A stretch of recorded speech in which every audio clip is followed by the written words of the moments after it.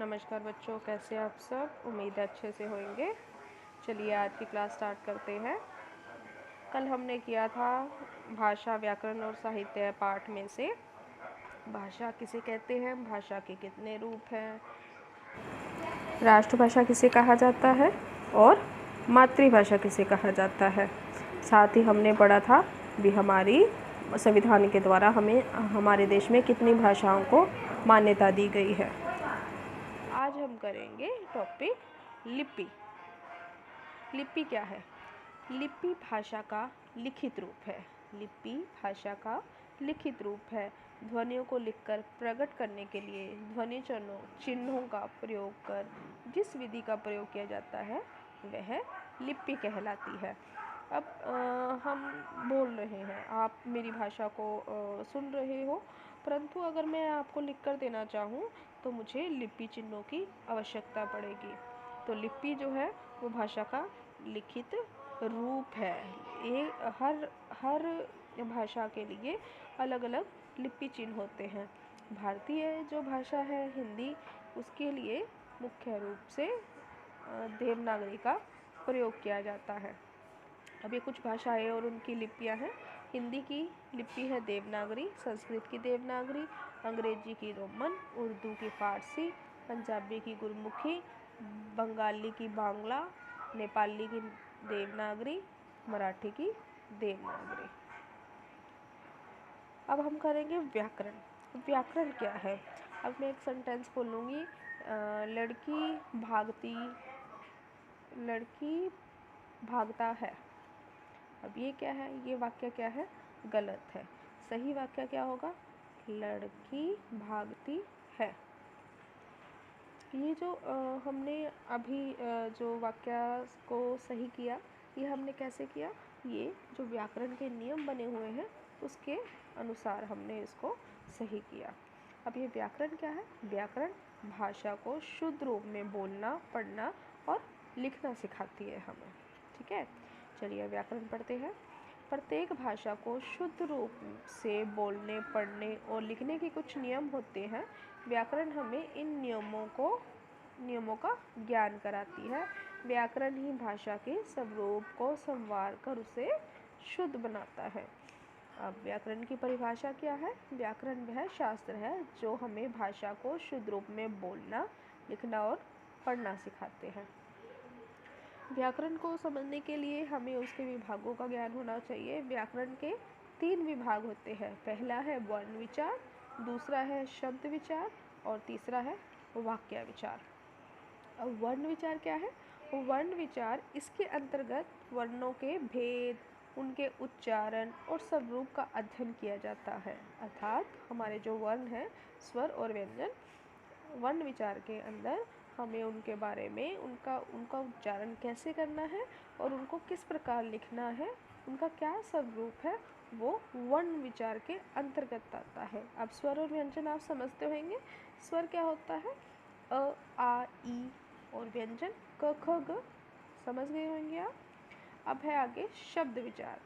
इसके अंतर्गत शब्दों के भेद, रचना, शब्द निर्माण की प्रक्रिया तथा नियमों का अध्ययन किया जाता है। अर्थात शब्द किस प्रकार बनते हैं, इनके क्या क्या भेद है, इनकी रचना किस प्रकार की जाती है और शब्दों का निर्माण कैसे हुआ, उनकी उत्पत्ति कैसे हुई, ये सब हमें किसके अंदर ज्ञात होंगे? शब्द विचार के अंदर। आगे है व्याकरण का तीसरा विभाग, वाक्य विचार। इसके अंतर्गत हम वाक्य रचना, उनके भेद और वाक्य विश्लेषण आदि का अध्ययन करते हैं। ये तो हो गया हमारा व्याकरण और व्याकरण के विभाग। अब हम करेंगे साहित्य। साहित्य क्या है?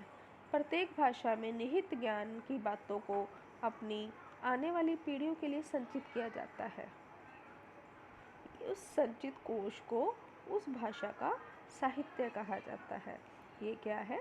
प्रत्येक भाषा में हर कोई चाहता है कि जो हमारी आगे आने वाली पीढ़ी है, जो हमारे बच्चे हैं, वो हमसे कुछ ना कुछ ज्ञान अर्जित करें।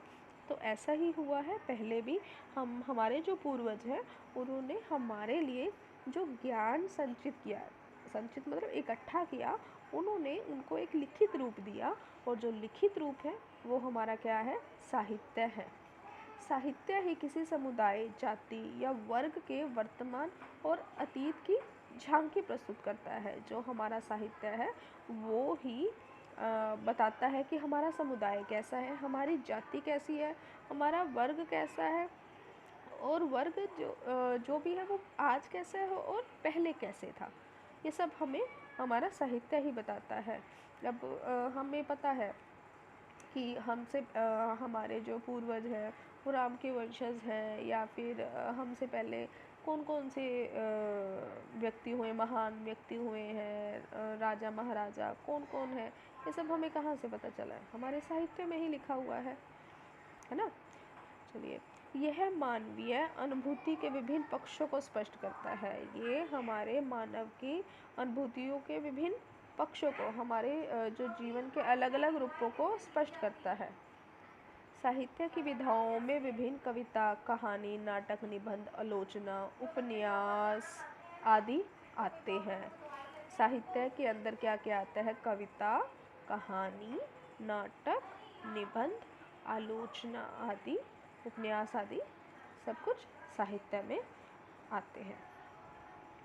चलिए, ये हो गया कंप्लीट। चलिए आइए दोहराते हैं जो हमने आज अभी तक पढ़ा। जिस माध्यम द्वारा मनुष्य अपने मन के भावों और विचारों को दूसरे के समक्ष प्रकट करता है और दूसरे के भावों और विचारों को भली प्रकार से समझता है, उसे क्या कहते हैं? भाषा। भाषा के दो रूप होते हैं, मौखिक और लिखित। जब हम मुंह से बोलकर और कानों से सुनकर विचारों का आदान प्रदान करते हैं तो उसे मौखिक भाषा कहते हैं। जब कोई व्यक्ति लिखकर अपने विचार प्रकट करता है और दूसरा व्यक्ति सुनकर पढ़कर अपने उसके विचारों को समझता है तो उसे लिखित रूप लिखित भाषा कहते हैं। हिंदी के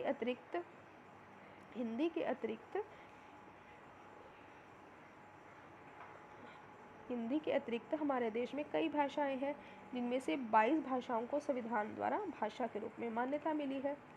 ध्वनि चिन्हों द्वारा लिखकर प्रकट करने हेतु उपयुक्त विधि क्या कहलाती है? लिपि।